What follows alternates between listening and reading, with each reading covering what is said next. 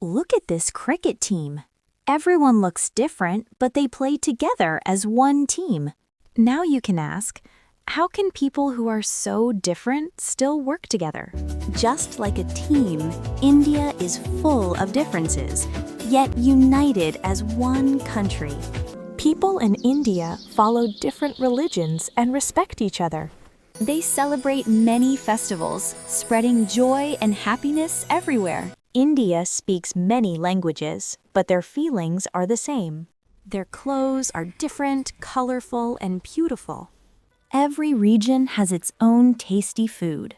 India has wonderful stories in many languages. Different dances show our rich culture. Music connects people from every part of India. India has many different landforms. People live differently, but values remain the same. We help each other in every situation. Unity in diversity means being different yet united. Just like cricket, teamwork makes us strong. Children are the future of unity.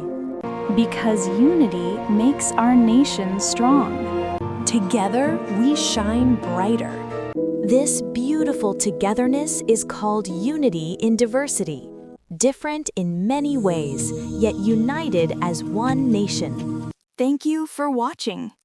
Don't forget to like, subscribe, and comment.